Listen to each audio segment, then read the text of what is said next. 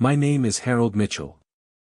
I'm 66 years old, a retired mechanic from Denver who's spent most of his life fixing other people's problems with a wrench and some patience.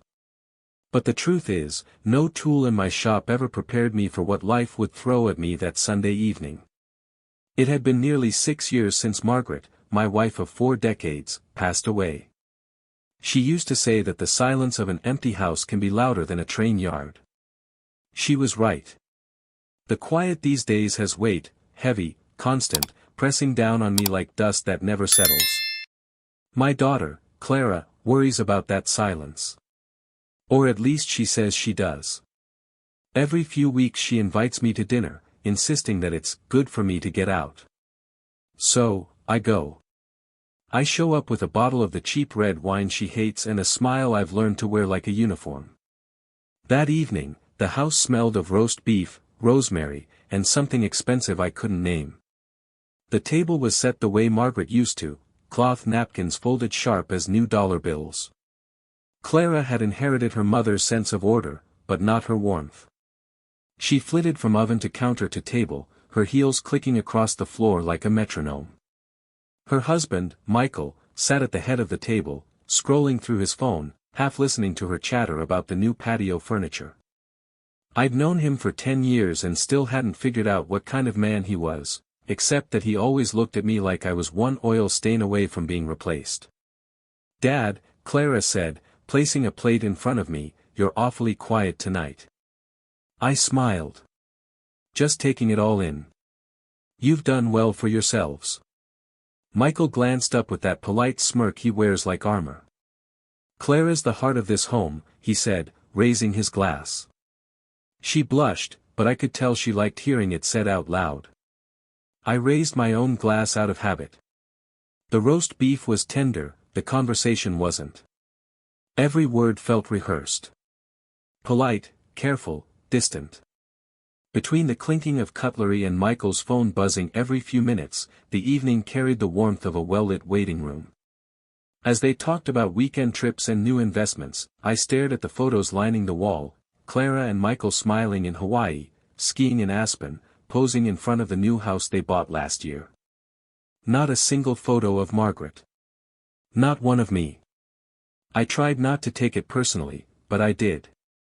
When you spend your whole life providing, it's strange to realize how quickly you can become a piece of old furniture, kept for sentiment, but never used. Clara asked about my week, and I mentioned fixing up the old truck in my garage. She nodded, half interested, then told me I should think about selling it. "It's not safe for you to be crawling under cars at your age," she said gently.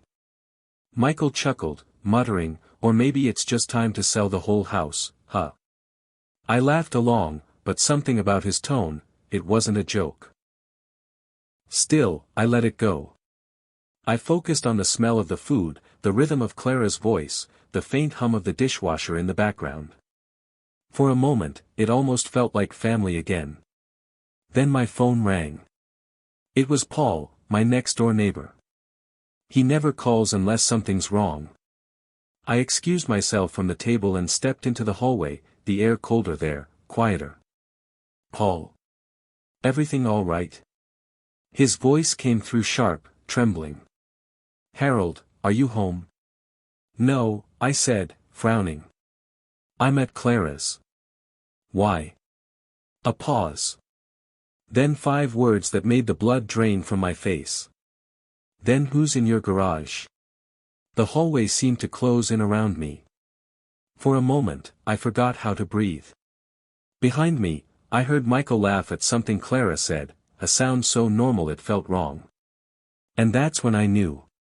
That night, while pretending everything was fine, my phone rang, and the sound changed everything. I stepped out onto Clara's porch, the cold air cutting through the warmth I'd just left behind. "Paul," I said, gripping the phone tighter, "what do you mean someone's in my garage?"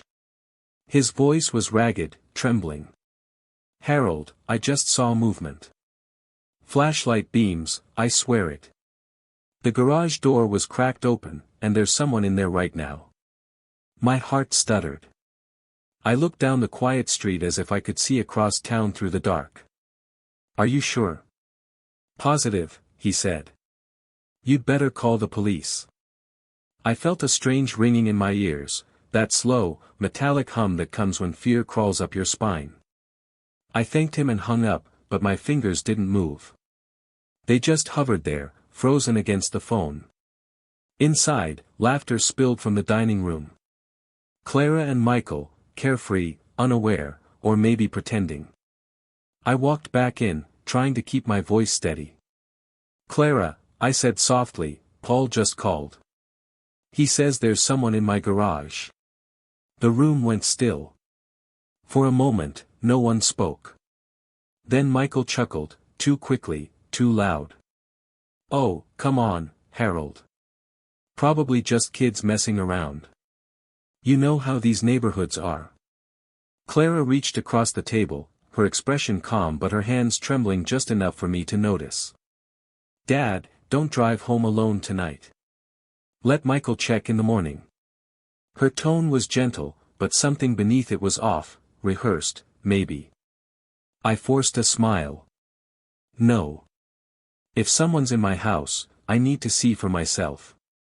Michael sighed, setting his napkin down with exaggerated patience. You're overreacting. We're in the middle of dinner, for God's sake. That's when I saw it, a flicker of irritation cross his face, not fear, not concern. Just annoyance. And something in that look told me the threat waiting for me at home wasn't just in my garage. I stood. Thank you for dinner, I said quietly. I'll call when I know what's going on. Their silence followed me out the door like a shadow. I started the car, headlights cutting through the Denver mist, and for the first time in a long while, I felt truly alone. If you're new here, subscribe to Untold Bloodline Stories, where every family secret finds its voice, and every truth demands to be told. The drive home felt longer than usual. The night air carried a weight I couldn't explain. Every red light stretched into eternity, every passing car felt like a threat.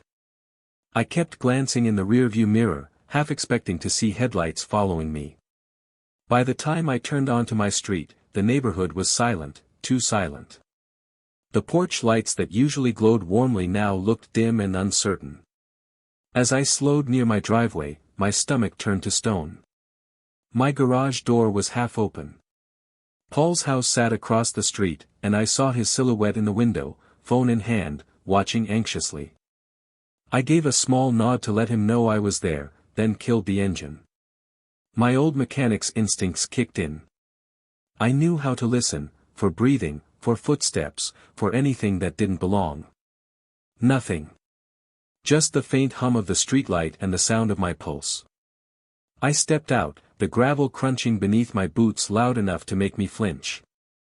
The side door of the garage hung slightly ajar, the metal latch bent. I took a slow breath and pushed it open. The smell hit me first, oil, dust, and something else, faintly metallic, like hot wiring or fresh metalwork. My flashlight beam swept across the workbench, the shelves, the floor. Everything looked almost normal, almost. My tools were still there, but not where I'd left them. The wrench I'd used that morning lay neatly on the table, wiped clean. My toolbox drawers were slightly open, as if someone had rummaged through them but took nothing. And then I noticed it, a fresh tire track near the wall, smaller than my truck's tires, too clean, too sharp. Someone had rolled something heavy inside and out again. That's when I heard sirens approaching. Paul must have called the police. 2 young officers showed up, all politeness and protocol. They checked the garage, the doors, the windows. No forced entry, no signs of theft. One of them, Officer Hernandez, scribbled something on a pad and gave me that look I know too well, the one people give old men when they're trying to be kind but don't believe a word they're hearing. Mr. Mitchell, maybe you forgot to close the door properly, he suggested gently. I bit down the urge to snap. I may be old, son, but I'm not forgetful. They exchanged glances, promised to keep an eye on the area, and drove off, leaving me with the kind of silence that hums louder than noise. I turned back toward the garage, standing in the doorway, staring at that tire track. My breath fogged in the cold air. Something wasn't right, not with the tools, not with the smell, not with that perfect half-open door. As I stepped inside again, my flashlight flickered across Margaret's old gardening gloves, which I kept hanging on a nail above the workbench. They were gone. Just an empty nail where her gloves had been for years. A small thing. A stupid thing. But that's when my hands began to shake. Whoever had been here knew this space, knew what to touch, what to move, what would mean something to me. I sat down heavily on the old stool near the workbench. Every detail replayed in my mind, the laughter at dinner, Michael's smirk, Clara's nervous hands. Something about the timing, the tone, the way they didn't seem surprised. It wasn't just a break-in. It was a message. Paul called again an hour later, checking in. "You all right, Harold?" "I'm fine," I lied. "Cop said it was nothing." He hesitated. "I know what I saw. There was someone in there. Be careful." After I hung up, I turned off the flashlight and stood in the dark. The garage felt different now, violated, cold, foreign. My own walls felt like strangers watching me. I locked the door, checked it twice, then walked back inside the house. Every creak of the floor made me jump. I poured myself a small glass of whiskey, my hands still trembling as the liquid sloshed against the rim. When I sat down at the kitchen table, the same one where Margaret and I used to eat breakfast, I realized something simple and terrifying. It wasn't the thought of a stranger breaking in that frightened me most. It was the feeling that this wasn't random at all. Someone had been looking for something. Someone who knew me.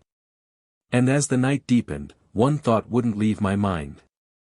Whoever had been in my garage, didn't need to break in. They had the key. By the next morning, my house felt smaller, the kind of quiet that settles in after you've been watched. I didn't sleep much. Every noise had me up checking doors, peeking through curtains. When daylight finally crept in, it didn't bring comfort, just clarity. I walked out to the garage again, coffee mug in hand, half hoping I'd imagined everything. But the details were there, sharp, undeniable. The faint footprints on the concrete, the smudge on the light switch that hadn't been there before, the bent latch. Someone had been deliberate. Careful. I went through the place slowly, as if retracing a crime scene. Nothing was missing. But things were off. My tool cabinet was open to the wrong drawer, a screwdriver left out from a set I hadn't used in weeks. My wife's old gardening shelf was slightly shifted forward, and behind it, a thin coating of fresh dust disturbed by someone's fingers. Whoever had been here didn't come to steal. They came to search. Paul came over mid-morning, holding his coffee and worry in equal measure. "You call the cops again?" he asked. "They were here last night," I said, staring at the scuffed floor. "Didn't see much point." He nodded, chewing the inside of his cheek. "Could have been some kid, sure. But I know what I saw. There was a light moving in there." "I believe you," I said. And I did. We stood in silence for a while, the kind of silence that only exists between two men who've lived long enough to know when something's wrong. After he left, I called Clara to let her know. She sounded distracted. "Dad, it was probably nothing. You really shouldn't stay there alone so much.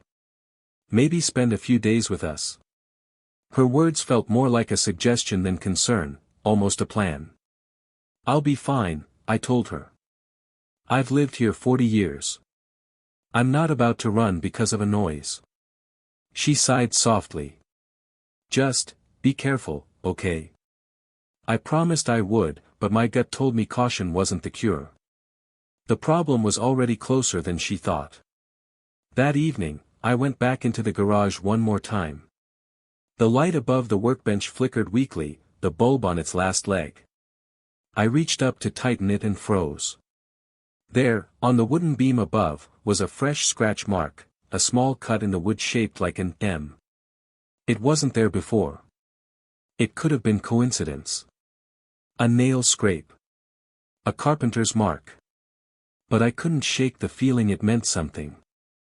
I took photos of everything, the tire tracks, the prints, the scratch, not out of paranoia, but instinct.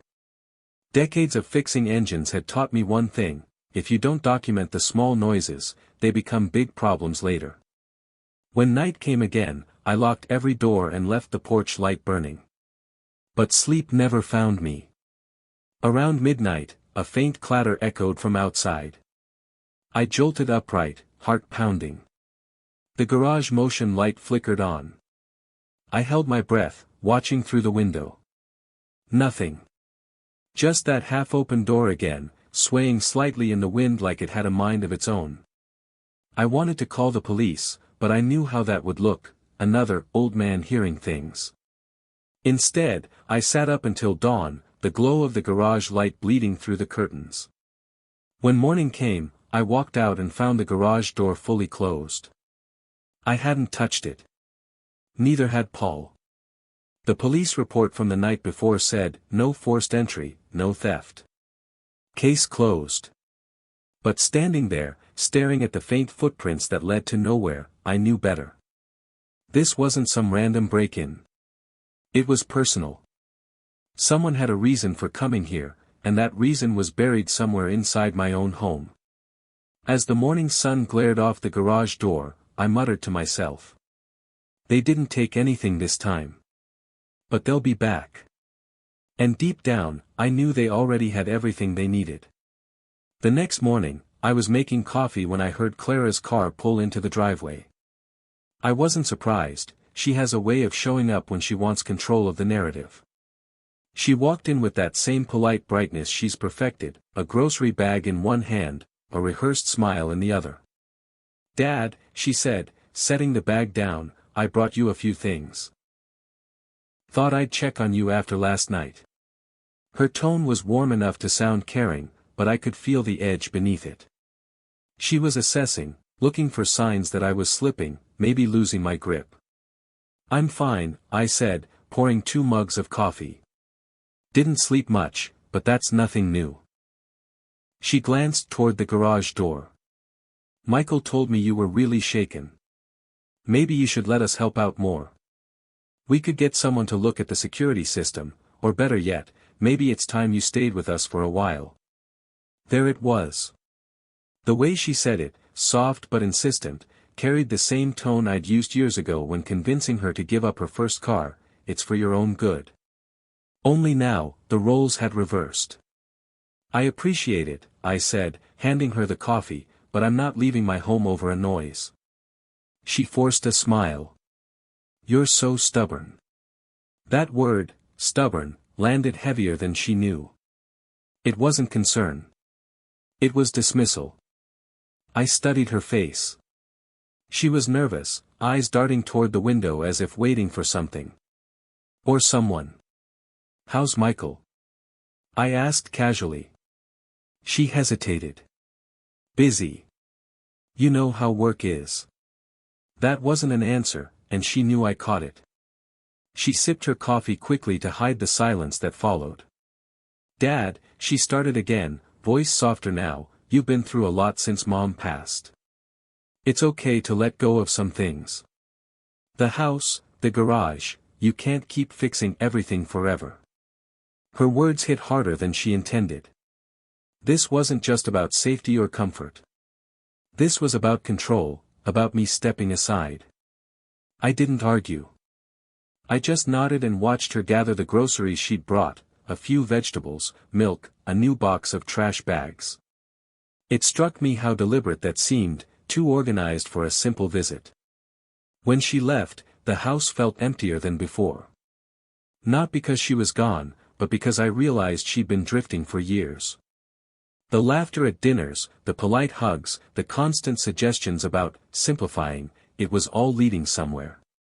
By afternoon, I found myself standing in the garage again, staring at that same spot where Margaret's gloves used to hang. I could almost hear her voice telling me to trust what doesn't add up. That's when I saw the fresh set of tire tracks again. Same size. Same tread pattern. From last night or this morning, I couldn't tell. Someone had been here while I slept. I called Clara to tell her. She sounded annoyed. Dad, you're scaring yourself. Maybe you forgot to close it again. I didn't, I said firmly. Please, she sighed. Just stay calm. Michael and I can help handle things. Maybe it's time we called that real estate guy Michael knows, just to get a sense of the market, in case you ever do want to move. No pressure. My heart slowed, then dropped. That wasn't casual. That was planned. They weren't worried about my safety. They were circling my house like buyers. When we hung up, I sat at the kitchen table for a long time, tracing the rim of my mug. I wasn't angry. Not yet. Mostly, I was sad.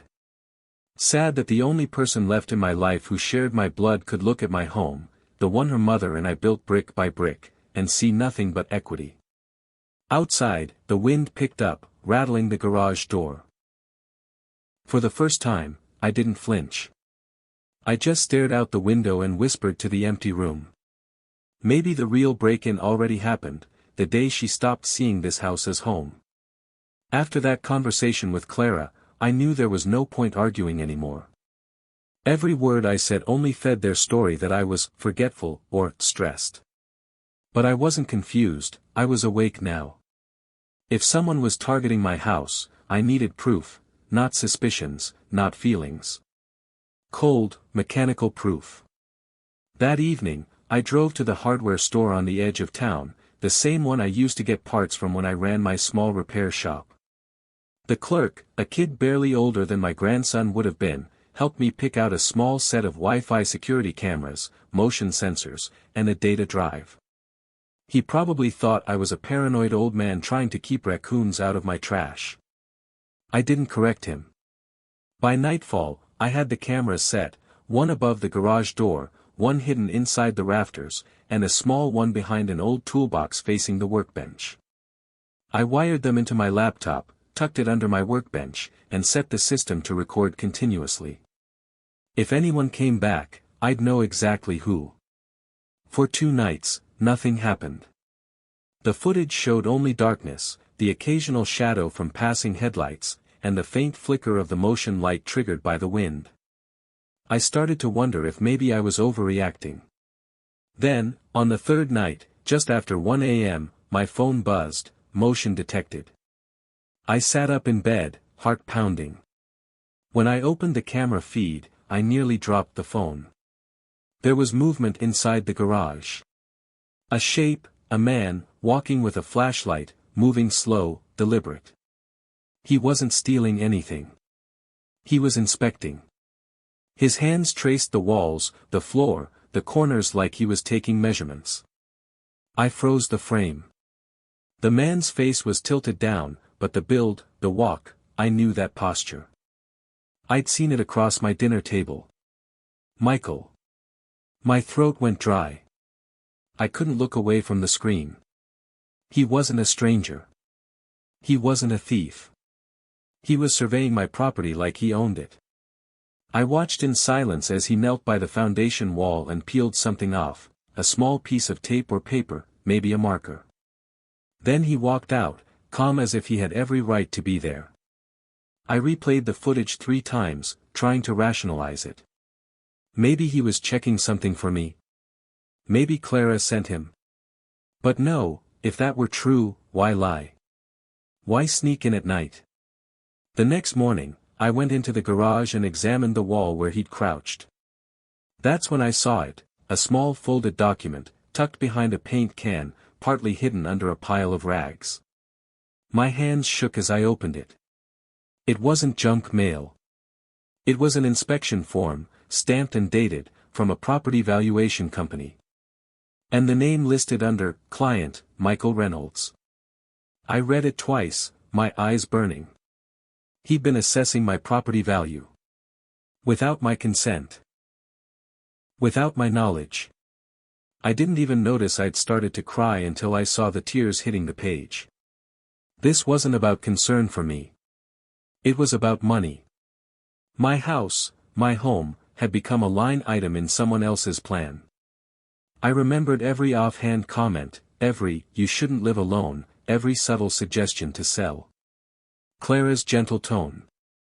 Michael's fake concern. All of it.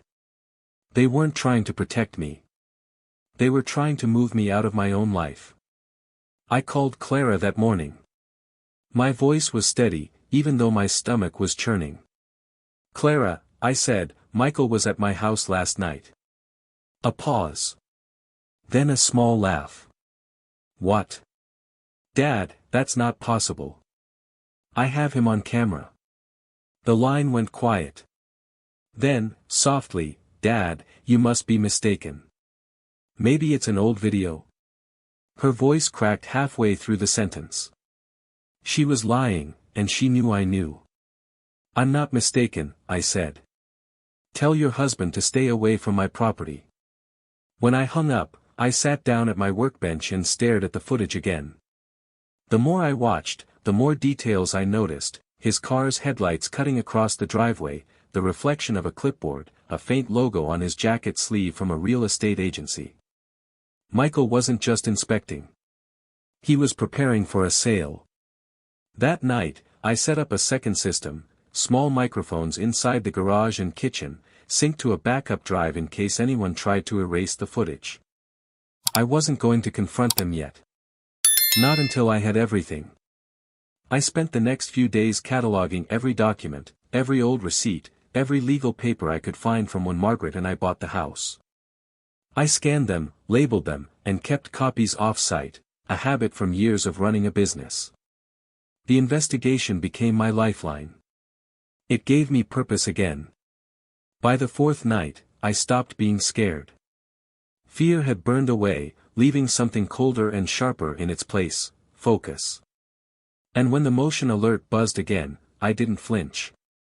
This time, the figure walked straight to the side wall, shining a light toward the camera, as if testing for it. He didn't touch anything. He just stood there for a long moment, then looked straight into the lens before leaving. That small smirk on his face told me everything. He knew I knew.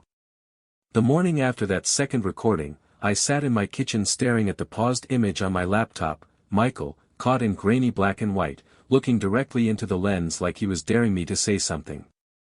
The more I studied his expression, the more it felt deliberate, taunting. I spent the next hour replaying every second, slowing it down, zooming in. There it was again, the logo on his sleeve. I searched it online: Denver Property Associates. A real estate consultancy. That confirmed it. This wasn't random. This was business. My business, being handled without me. I opened the drawer where I kept my property documents and old tax papers. The folder felt lighter than I remembered. When I flipped through it, my stomach turned cold. Several files were missing: my original deed, insurance papers, and a power of attorney form that Margaret and I had once signed years ago for medical emergencies. I hadn't touched that file in ages. The only people who knew where I kept it were Clara and Michael. For the next few hours, I searched the house from top to bottom, checking drawers, boxes, the safe. Then, wedged behind a stack of old manuals in the garage, I found something that didn't belong: an envelope, sealed but unmarked. Inside were photocopies. I spread them out on the workbench, and my knees went weak. The first page was a property transfer request, dated 2 weeks ago. The second was a valuation report, the same one I'd found earlier. And the third was worse than anything I'd imagined. My own signature. It was shaky, uneven, but there it was, my name, written across a line that handed full authority to Michael Reynolds for property management and financial transactions. Only, I hadn't signed it. It wasn't my handwriting. Someone had taken my name, my life, and used it to steal the very thing I'd built with Margaret from the ground up. For a long while, I couldn't move. My hands trembled, the papers blurring behind the sting of tears I didn't want to shed.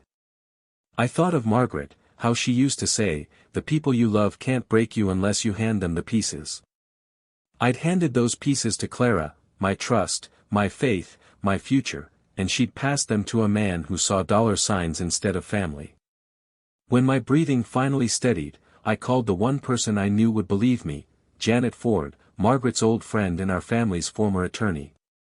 She picked up on the second ring. "Harold? My goodness, it's been years. I need your help," I said, my voice barely steady. "It's urgent." Within an hour, I was sitting in her office downtown, a folder of evidence on her desk. She flipped through the documents slowly, her brows tightening. "These are professional forgeries," she said finally. "The signature looks traced, possibly lifted from older paperwork. Whoever did this had access to your personal files." "Michael," I said quietly. "Or Clara." Janet looked up, her eyes softening. "I know this is painful, but we need to be precise. They couldn't execute a transfer without your consent unless one of these was notarized." She turned to the last page and frowned. "There's a notary stamp here, but it's fake. The license number belongs to a man who died in 2018. I felt my throat close. "So it's fraud." "It's fraud," she confirmed. "Serious fraud. But the key now is to act before the property changes hands." I handed her a flash drive with all the footage from my cameras. "This is proof he was here, in the garage, looking through my things." She nodded. "This helps. We'll file a notice of contest to freeze any pending transactions immediately. But Harold, I need you to stay calm. Don't confront them. If they suspect you know, they could destroy evidence." I leaned back, staring at the city skyline outside her window. "Do you know what it feels like to raise someone, to feed them, protect them, and then find out they've been measuring the value of your home behind your back?" Janet didn't answer. She didn't have to. When I left her office, the sky had gone gray. The air smelled like rain and exhaust, and I felt the full weight of betrayal pressing down on me. On the drive home, memories kept colliding with reality: Clara's laughter as a child, her running through the backyard, Margaret sitting on the porch waving as I came home from work. Now that same house, that same porch, was being sold from under me by the people I loved most. When I got home, I went straight to the garage. The camera's red light blinked steadily. I turned off the feed and sat in the dark for a long time, letting the truth sink in. This wasn't about property anymore. It was about identity. About the erasure of everything I'd been. I looked at the forged signature again and whispered to the empty air. "You took my name, but you don't know what it cost me to build it." That night, I slept for the first time in days. Not peacefully, but with purpose. Because now I had something stronger than fear, evidence. And with Janet's help, I was going to make sure the next time Michael Reynolds looked at my house, he'd see what it really was, a crime scene. The following morning, I met Janet again, this time in the small back office of her law firm, the kind of room built for quiet strategy. The blinds were half drawn, and a pot of stale coffee sat between us. She was already scanning through the digital files I'd brought, her pen tapping against the desk in quick, deliberate rhythm. "Harold," she said finally, "you did the right thing coming to me. But this isn't just a misunderstanding or a family dispute. This is calculated. They've been setting this up for months." I said nothing. I'd already accepted that truth. It didn't make it any easier to hear. She turned the laptop toward me, showing a zoomed-in image of the forged document.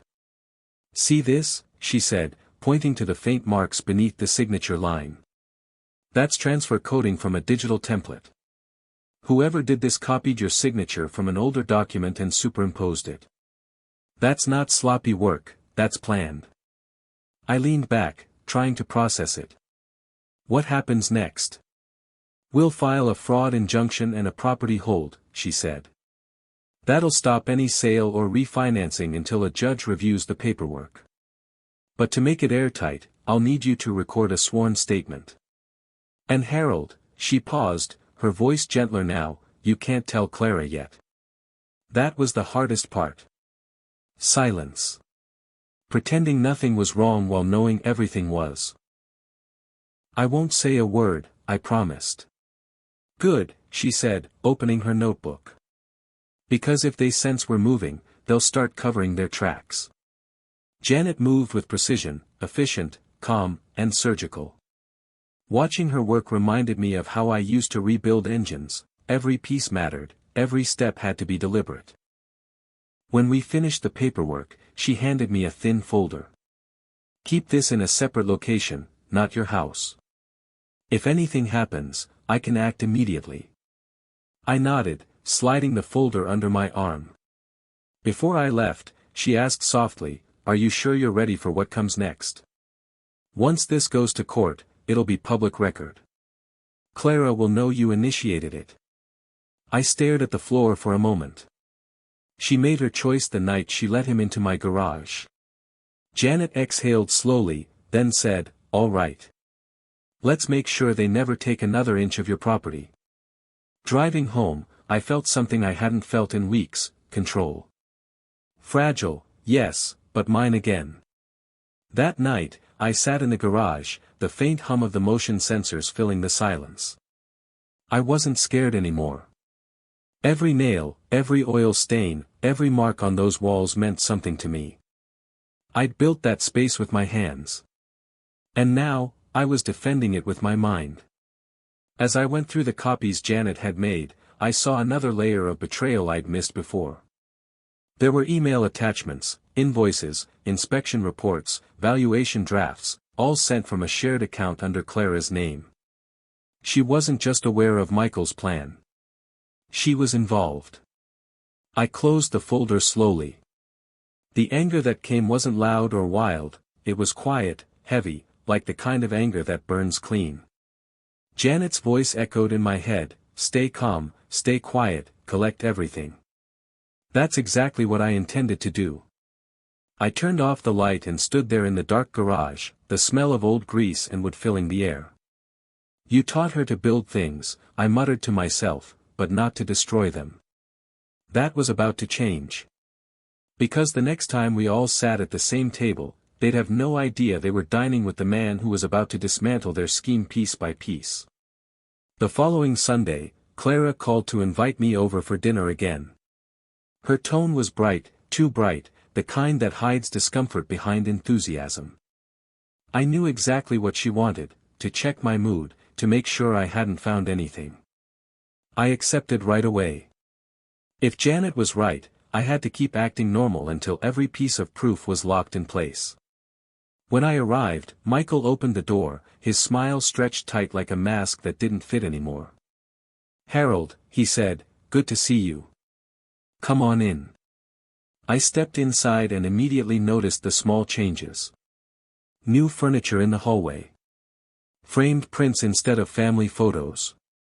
The house looked staged, like something out of a listing brochure.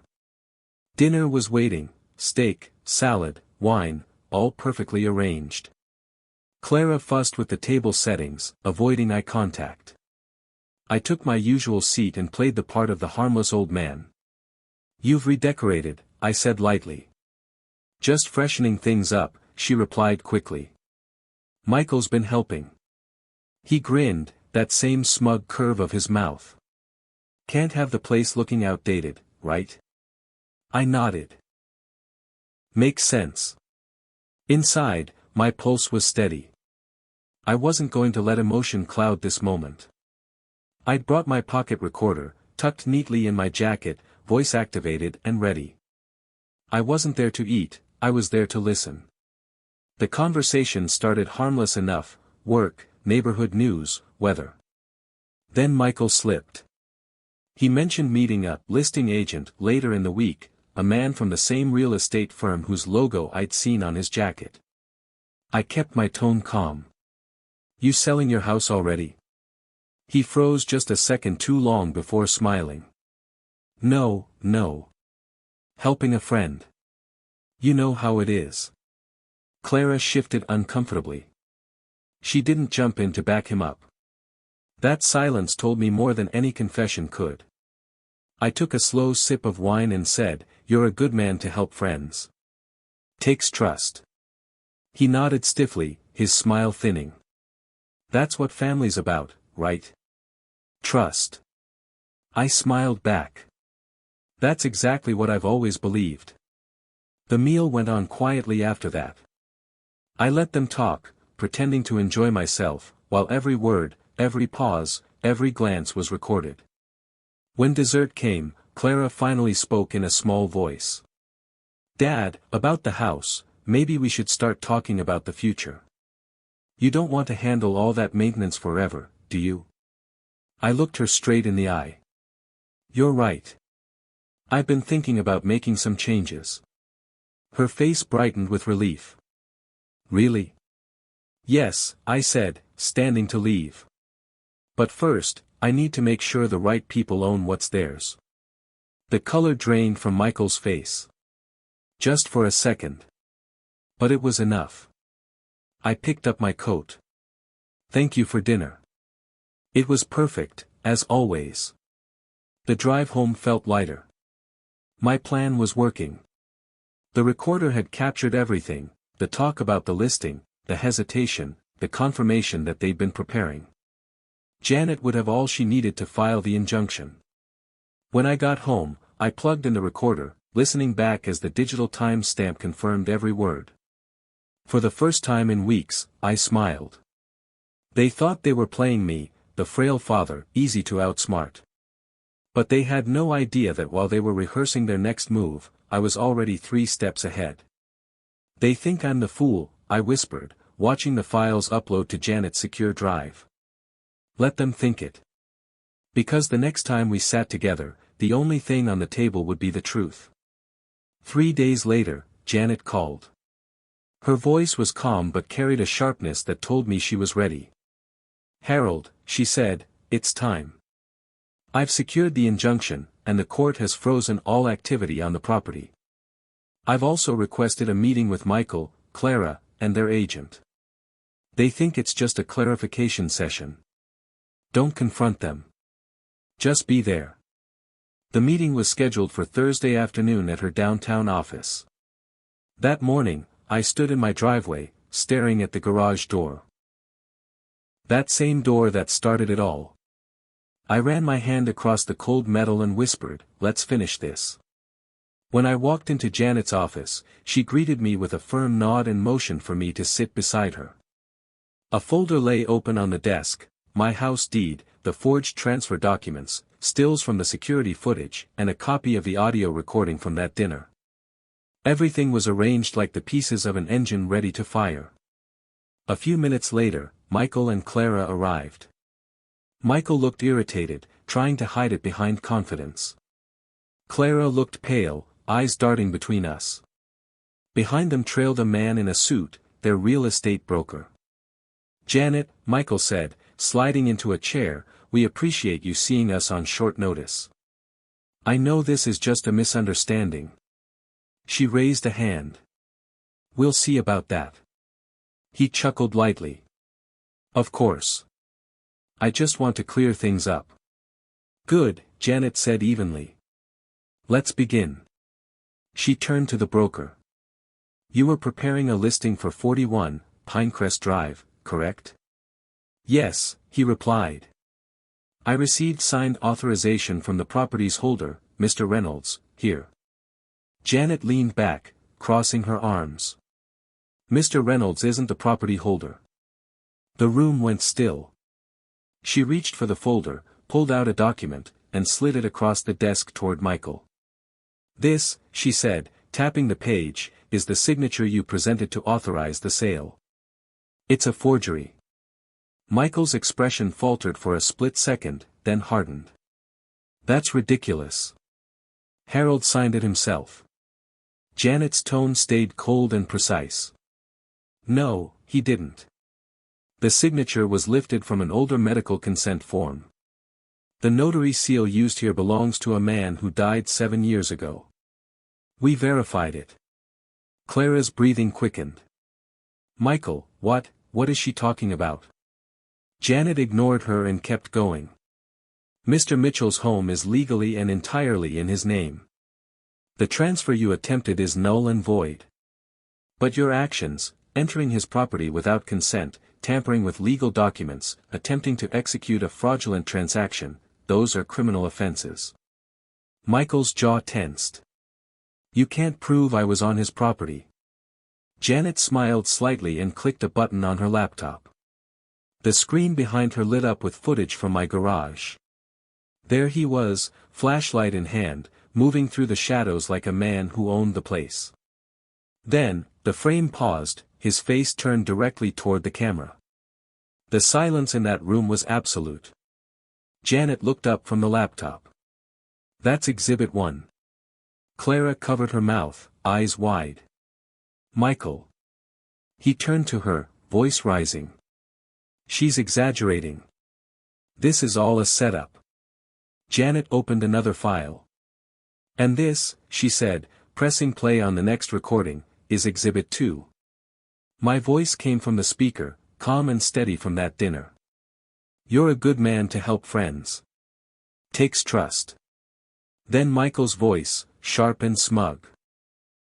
That's what family's about, right? Trust. The timestamp matched the night of the meeting I'd recorded. Michael's face drained of color. Clara broke down crying. I sat quietly through it all, my hands folded. I wasn't angry anymore. I was watching a man realize that his cleverness had finally failed him. Janet closed the laptop. We'll be forwarding all this evidence to the district attorney's office. Mr. Reynolds, you'll be hearing from them soon. As for you, Mrs. Reynolds, I strongly suggest seeking independent counsel. Clara sobbed into her hands. Dad. I didn't know. He said it was just paperwork for refinancing, I swear.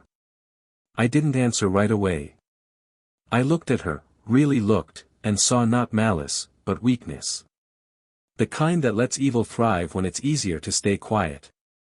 I believed in you, I said softly. Your mother did too. But belief doesn't blind me anymore.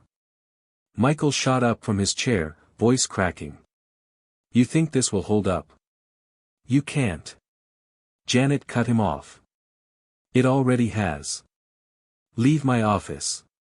He glared at me, his bravado collapsing into something mean and small. Then he stormed out, slamming the door. Clara lingered, tears streaking her face. Dad, please. I'll fix this. I'll do whatever it takes. I stood. Start by remembering who you were before he convinced you that money mattered more than your name. She nodded weakly, then followed him out. When the door closed, Janet looked over at me. You handled that better than most. I exhaled, the tension finally easing from my shoulders. I've spent my life fixing broken things. Some just can't be repaired. She smiled faintly. You're free now, Harold. The court order will protect your property. They can't touch it again. I thanked her, gathered the papers, and walked out into the fading daylight. The air felt different, cleaner somehow. When I got home, I stood in front of my garage, listening to the faint creak of the door as it closed behind me. This time, it wasn't a barrier between me and fear.